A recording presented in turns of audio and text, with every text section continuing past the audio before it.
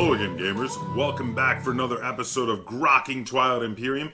I'm the board game captain, and today I'm going to be doing a strategic deep dive on the L1Z1X Mindnet.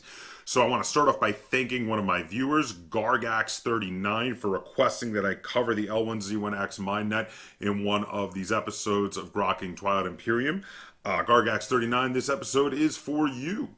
So before I get too into covering the L1Z1X Mindnet, I do want to say that I've got a ton of links in the description down below that you can check out at your leisure. There's a link to BoardGameCaptain.com, which is a great hub for all things Board Game Captain, and Lynn and I have started doing semi-regular blog posts over there. There's also a link to my Patreon. If you're in a position to and would like to support the channel, you can head over there, and the link in the description down below. And if you want to get yourself some cool Board Game Captain merch, some cool gamer gear, there's a link to my Teespring store down below where you can get t-shirts, mugs, etc. Alright, so the L1Z1X Mindnet, they are the remnants, the vestigial last little bit of the Lazax. After the Lazax were defeated and overthrown as the rulers of the galaxy, there was one last little bit who had gone off and inhabited an out-of-the-way planet that was very desolate and harsh, and over time they looked to technology to survive and became more machine than organic. They are now cybernetic beings that are again far more mechanical than they are their original organic pieces, but they are the inheritors of the legacy of the Lazax. So the L1Z1X Mindnet. So how do they play? What kind of stuff do they start with? What are good strategies to use for them? So to start with, I want to talk about their planet. Now, the planet, which is known as Null, which is written 0.0.0, is one of the best planets for resources, while also being one of the worst planets for influence in the entire game worth of starting planets for any faction. So you get 5 resources to start with, but 0 influence. So you're going to have plenty of resources to start with for your first fleet that you build. But yeah, your influence isn't going to be that great to start with. So you're probably not going to have a whole heck of a lot of political power. So you may want to grab some other planets. That'll be up to you if you would like to get some influence for political power. Otherwise, you could just lean into the resource-heavy nature of them and try to set up other resource-heavy planets near you to build lots of big fleets. And you are going to want to build big fleets of big ships, which we're going to get into in a minute. Now, for their starting fleet, the L1Z1X start with one of the best top tier organizer fleets in the game. They get 1 carrier, they get 1 Super Dreadnought 1, which is the special dreadnought for the L1Z1X Mindnet. Now, it is a little different from normal dreadnoughts. It has a cost of 4, a combat of 5, a move of 1, a sustained damage, a bombardment of 5. All that is normal for normal dreadnoughts, but then it has a capacity of 2, which is really great because you could put a couple of ground troops on it and use it to colonize 2 planet systems. Then they get 5, count them, 5 ground troops to start with, 3 fighters, a space dock, and a PDS, a planetary defense system.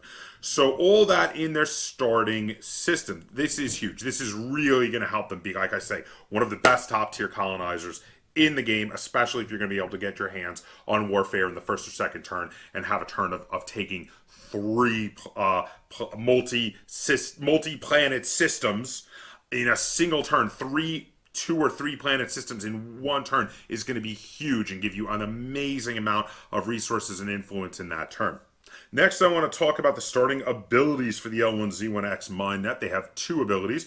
The first one is Assimilate. Now, the way Assimilate works is when you gain control of a planet, replace each PDS and space dock that is on that planet with a matching unit from your reinforcements. Now, normally you just automatically destroy those when you take over a planet, but waste not, want not with the L1Z1X Mindnet. When you're taking over a planet your opponent controls and has either or and both a space dock and a PDS, because if you have either of those or both, you just get them. You get to take them over and replace it with one of your own. This is not a huge ability, but it is a fun ability. It is a character fill ability for a faction that is very technologically savvy and very much good at scavenging tech to make it their own. This becomes a very fun little ability. But the bigger ability, in my opinion, the one that is more useful, more constantly amazing for the L1Z1X Mindnet, is their second ability, Harrow. Now, Harrow says, after each round of ground combat, your ships in the active system may use their bombardment abilities against your opponent's ground forces on that planet. This is an amazing ability. You already start with one of your super dreadnought ones on the board, which of course is better than most other factions' dreadnoughts, and therefore you're going to want to build lots more of them, and they all have a bombardment of 5. So having a bunch of these and being able to bombard between every round of combat while fighting on the ground and continuing to wipe out more and more troops. You can even wipe out really heavily entrenched planets with tons of ground troops by throwing a good number of ground troops down and also having a good number of ships with bombardment in space. And there are a couple other ways you can get lots of bombardment. Of course, once you get War Suns out, of course, don't forget that War Suns get a bombardment of 3 times 3 shots, hitting on 3s or better. If you have a War Sun in there in that system, that can also be amazing. And also, and I'm going to get to it in a minute, but their mechs, when not on the ground, have a bombardment stat. We'll get to that in a minute. But all that combined with Harrow is going to be amazing for taking over planets, for wiping out the ground troops on a very well-entrenched planet, even if that happens to be Mechatol Rex, even if it happens to be held by huge numbers of enemy troops. The next thing I want to talk about with the L1Z1X Mindnet is their flagship, the 0.0.1. Now, their flagship is really nice in battle. It is 8 cost. It has 2 attacks that hit on 5s. It has 1 move. It has a capacity of 5. So it's got an above average capacity, and it's got an amount of combat equal to 2 dreadnoughts right there. Really nice. It also, of course, has sustained damage like all flagships do, and it has an amazing ability. So during a space combat, hits produced by this ship and by your dreadnoughts in this system must be assigned to non-fighter ships if able. So you have this and a pair of dreadnoughts in a fleet. All of those attacks, those 4 attacks that hit on 5s or better, are going to have to be assigned to capital ships in your opponent's fleet.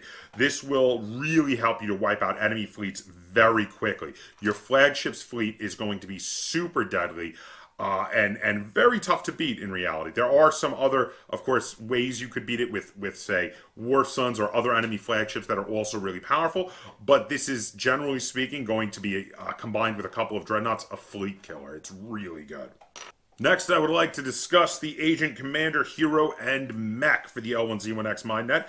Now, to start with, the Agent, which is I48S, is, of course, a starting ability, something you use from the very beginning of the game. And it says, after a player activates a system, you may exhaust this card to allow that player to replace one of their infantry in the active system with 1 mech from your reinforcements. So this is awesome. Once each round, you do have to exhaust it, so it's only going to happen once each round. But once each round, you can upgrade one of your ground troops to being a mech. And their mechs are quite good, as we're going to get to in a minute. So what I recommend, strategically speaking, is when you start to head out into the galaxy colonizing planets, you're going to send your dreadnought with a pair of ground troops so that it could colonize even 2 planet systems. You're going to send your carrier with 2 ground troops and 2 fighters to help protect it, so it could colonize even a 2 planet system. And the 5th ground troop you're going to leave on null. So the first time you build on null, having to activate it to build your next fleet, you're going to for free upgrade it to being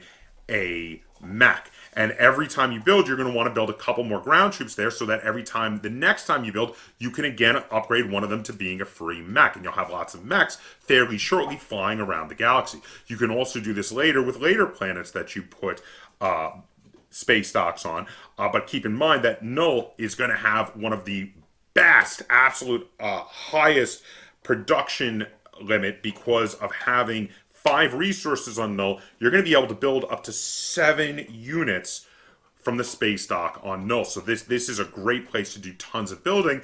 Hopefully later on, maybe some once you upgrade your carriers and dreadnoughts, you might be able to get fast enough so that you can still be building all the way from your home world and actually moving fairly quickly out into the galaxy.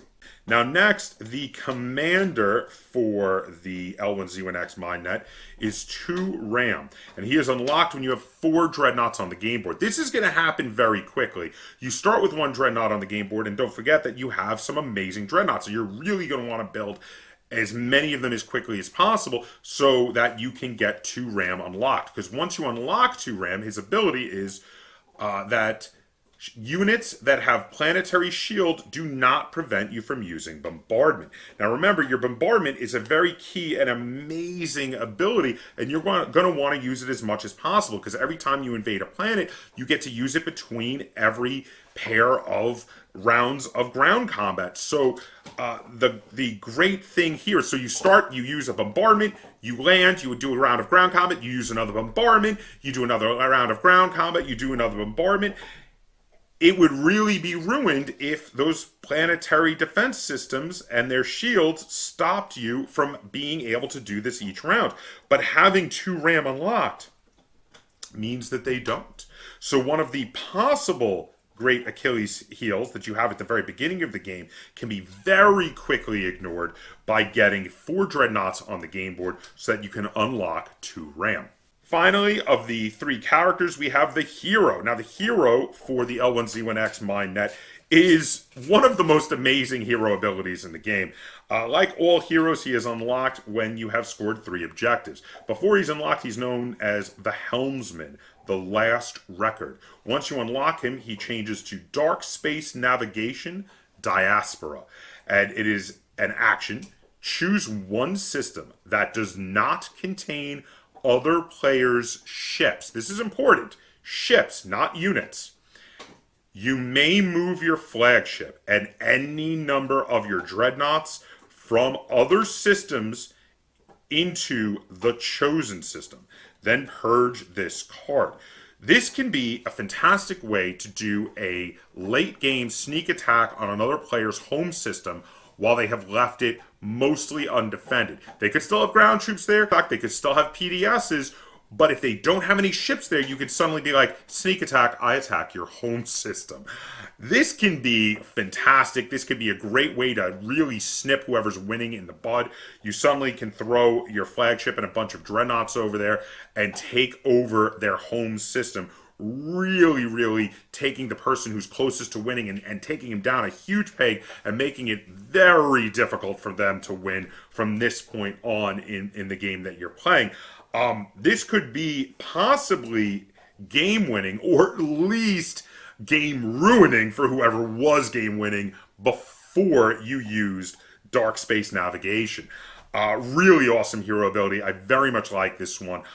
If you don't want to use it to take another player's home system, it could also be used to take some of the other strange systems, like, say, the Wormhole Nexus, or there's that legendary planet that normally you need to be able to have access to very interesting wormholes to be able to get to.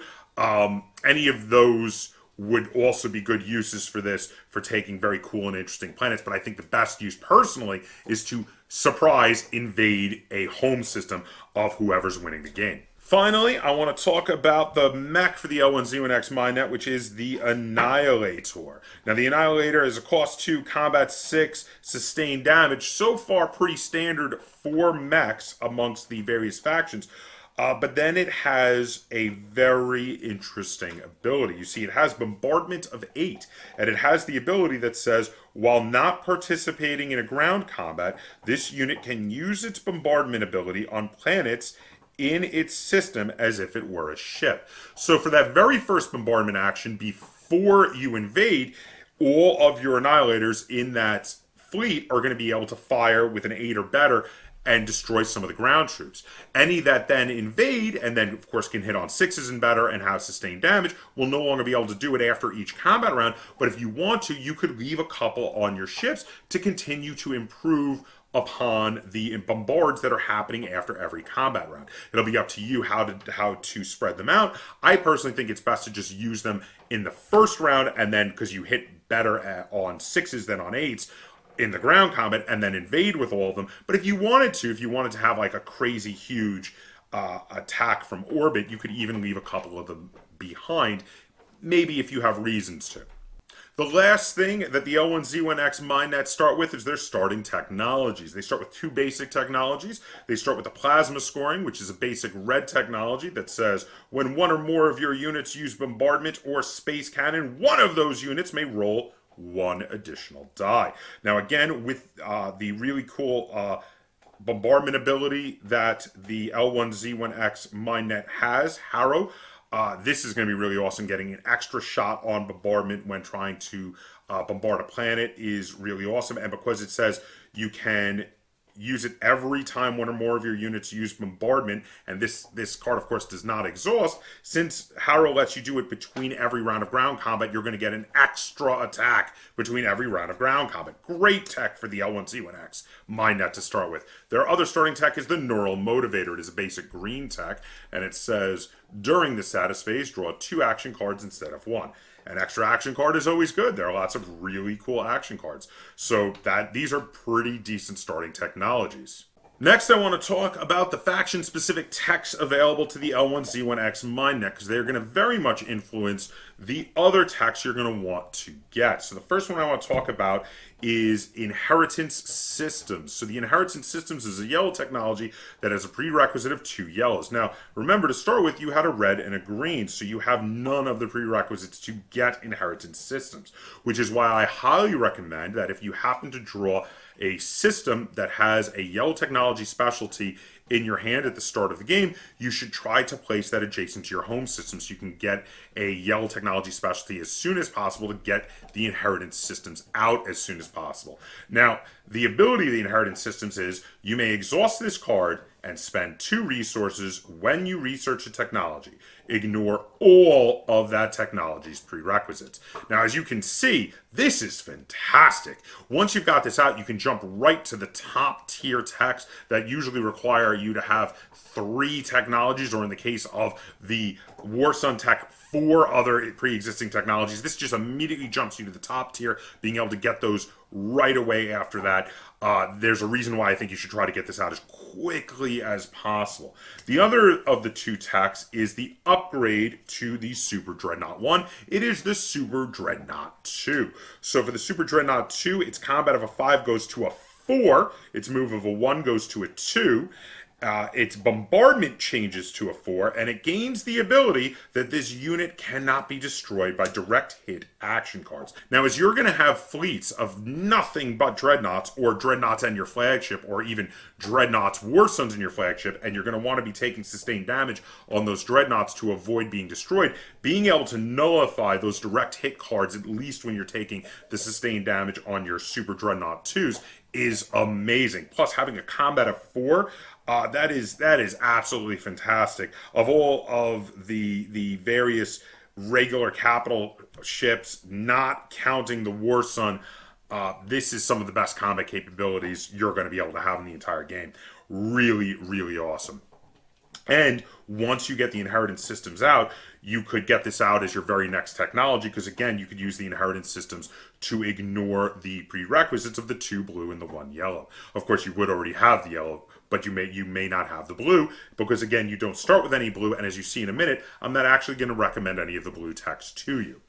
Now, I want to recommend some yellow techs because of how much I want you to get the Inheritance Systems out. Now, if you're able to get that yellow technology specialty real close to your planet, you're only going to need 1 yellow tech to start with before grabbing the Inheritance Systems. So for that first yellow tech, I recommend the Sarween Tools. It is my favorite of the 2 basic yellow techs. It is when 1 or more of your units use production, reduce the combined cost of the produced units by 1. Really fantastic tech. Highly recommend it for every player, but it'd be a great tech to get along with a yellow prerequisite to be able to get the Inheritance Systems out next. Now, if you're not able to get a yellow technology prerequisite, There are two other techs that I think would be decent to grab if you need to get one out. You could grab the Graviton Laser Systems, which has a prerequisite of 1, which you would already have from having gotten the Sarwing tools out. And it says you may exhaust this card before one or more of your units use Space Cannon. Hits produced by those units must be assigned to non-fighter ships if able. Now, this is not specifically super awesome with the L1Z1X Mindnet, but it does go with the other abilities of trying to make sure hits have to be taken on capital ships. You can soften up the capital ships before you move in with a fleet that has your flagship and some dreadnoughts that now forces them to take a bunch more hits on capital ships. The other possibility, if you're not too keen on the Graviton Laser System, as an alternative, you could grab the Scanlink Drone Network, which says when you activate a system, you may explore one planet in that system that contains one or more of your units. So this is a great way to start looking for shards and getting other cool relics off of that planet.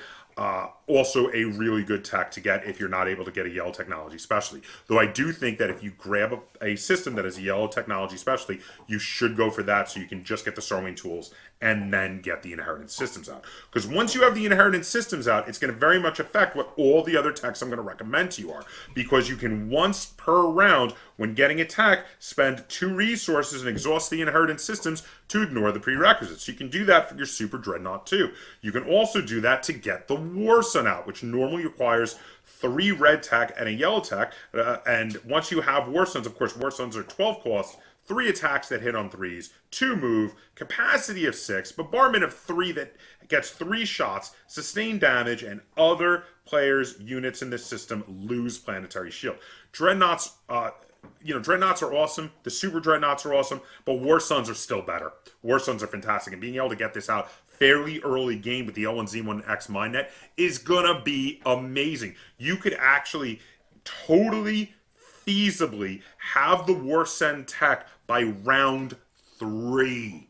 That's how amazing this setup could be. You could get the War Sun tech by round 3 and have your War Suns out on the board taking over systems with a little bit of help to defend them with some more dreadnoughts, which you're going to have a ton of your dreadnoughts out there as well. In addition, I want to recommend 3 of the top tier techs, specifically the yellow, the green, and the red top tier techs, because once you have the inheritance systems, you can get any of these, again, once per round. So for yellow, you have the integrated economy. After you gain control of a planet, you may produce any number of units on that planet that have a combined cost equal to or less than that planet's resource value. This is a really awesome tech. Being able to immediately produce after taking a planet allows you, especially if you're fighting for those planets, to quickly rebuild your fleets, to get more units out, to get more ground troops out, to get more ships out.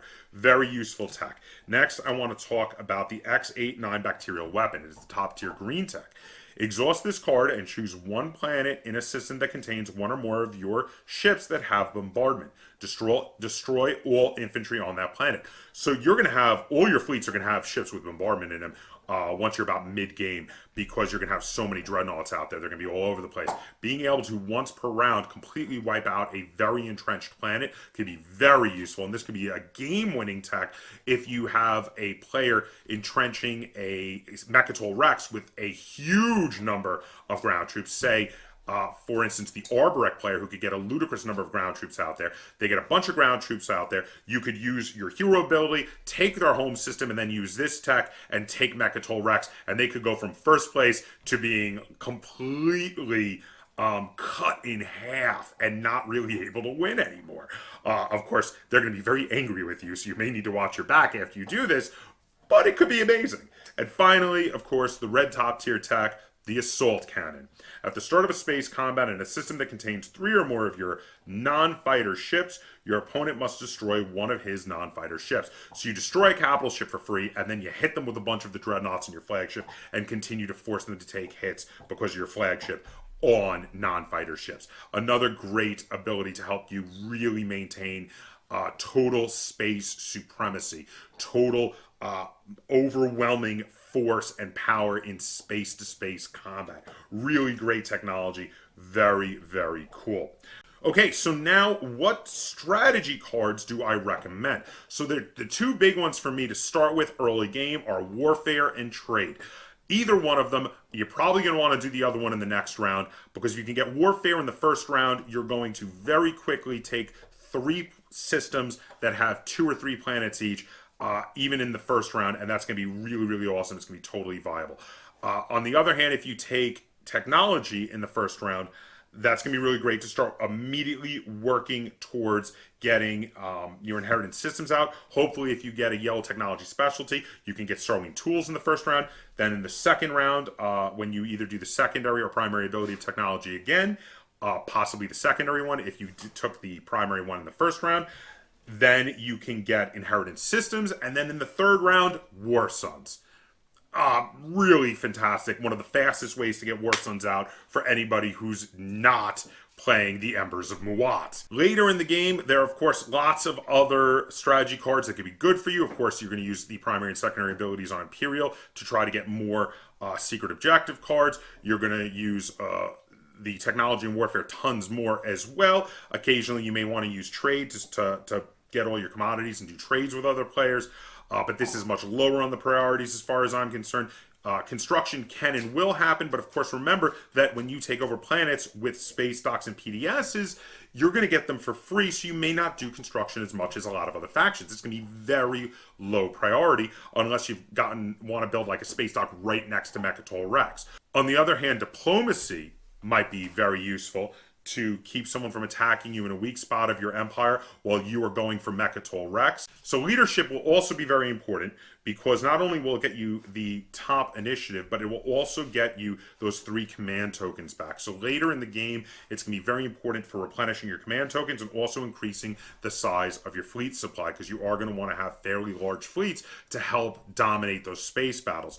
So even just getting to have 4 ships in a fleet, as long as those 4 ships are dreadnoughts or 3 dreadnoughts and your flagship, could be really, really amazing. Or maybe 2 dreadnoughts, your flagship, and a War Sun. That could be really phenomenal and really devastating to one of your opponents. Though I actually think your War Suns would be better spent being in fleets without your flagship, because your flagship makes all of the dreadnoughts in that fleet better. It's better to use your War Sun to boost the combat capabilities of your other fleets. Okay, now lastly, I want to go over some secret objectives that work really well for the L1Z1X Mindnet.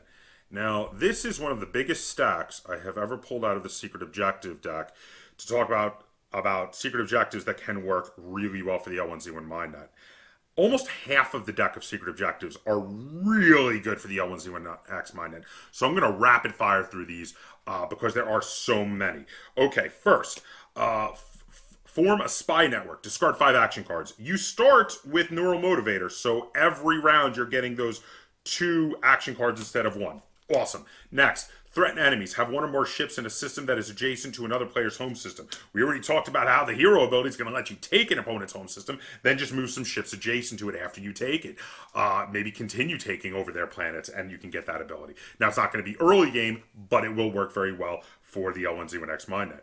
Next, we have Darken the Skies. Win a combat in another player's home system. Just talked about that. You're going to do it. Again, not going to be early game, but it will happen. Next, Seize an Icon. Control a legendary planet. Again, you can use your hero ability to do this if you want to take the legendary planet instead of someone's home system, if that is one of the objectives you've drawn. Next, we have Defy Space and Time. Have units in the Wormhole Nexus. Again, something you can do with your hero ability. The hero ability can work towards getting so many of these objectives. Next, Spark Rebellion. Win a combat against the player who has the most victory points. If that player is not you, it will be soon. Next, we have Occupy the Seat of the Empire. Control Mechatol Rex and have 3 or more ships in its system. Move your flagship and some dreadnoughts in there with a bunch of ground troops. You're going to take it. At some point during this game, you should control Mechatol Rex. It damn well better happen. If it doesn't happen, you're doing something wrong. These guys are really good combat-wise and will not struggle against anyone but the other best combat factions. Next, we have Demonstrate Your Power. Have 3 or more non-fighter ships in the active system at the end of a space combat. Yeah, as long as you increase the size of your fleets and you sustain damage the way you want to, that shouldn't be too hard to do, even early game. Next, we have Mechanize the Military. Have 1 mech on each of 4 planets. Thanks to your ability to be able to replace some of your ground troops with mechs from your agent, you should be able to get that by mid-game. Next, we have make an example of their world. Use bombardment to destroy the last of the player's ground troops on a planet. There is no faction better suited to doing this than the L1Z1X Mindnet because of their Harrow ability and all of their repeated bombardments. Next, gather a mighty fleet. Have 5 dreadnoughts on the game board. Yeah, that's going to be easy. Next, we have destroy their greatest ship. Destroy another player's war sun or flagship.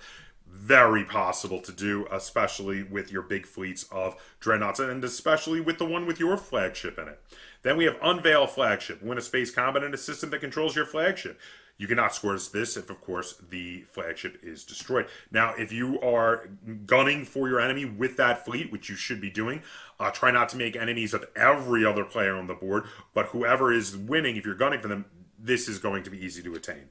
Next, we have adapt new strategies, own 2 faction technologies. Your faction techs are awesome. You're going to want both of them. And the first one, Inheritance Systems, makes it very easy to get the second one, Super Dreadnought 2.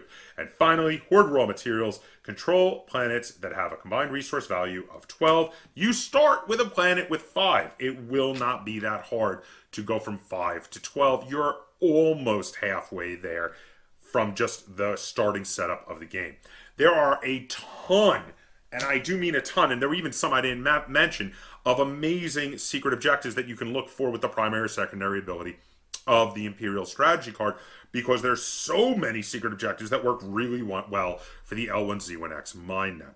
So there you have it. My strategy is to expand quickly, but leave 1 ground troop behind so that you can, for free, turn it into a mech. And also increase your technological base with the technology quickly so you can be one of the quickest players to get war suns out on the field. Have huge fleets of dreadnoughts and either your flagship or a war sun moving around, taking planets, sneak attacking into your opponent's home system or taking legendary planets.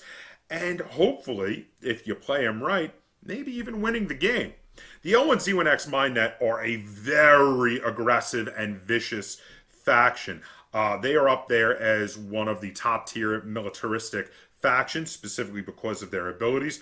If you play them right, you are going to have some of the deadliest fleets on the board that are, again, only rivaled by some of the other most aggressive factions.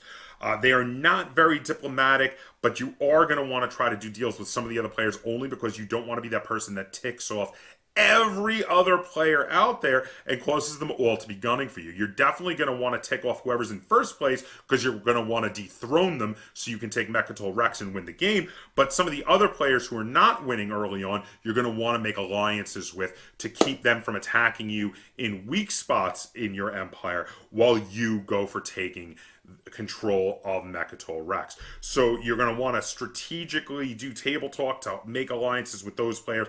Don't attack me, I won't attack you. Look, he's winning, let's go for him. And then, yeah, hopefully take Mechatol Rex and win the game. So there you have it. That is my suggestion for how to play the L1Z1X Mindnet. Let me know if I missed anything in the comments down below. If you enjoyed this episode of Grokking Twilight Imperium and you'd like to see me do more like it, be sure to give it a like, share it on all forms of social media, and if you haven't already, please subscribe to the Board Game Captain. That's Captain spelled a K on YouTube. And until next time, game on.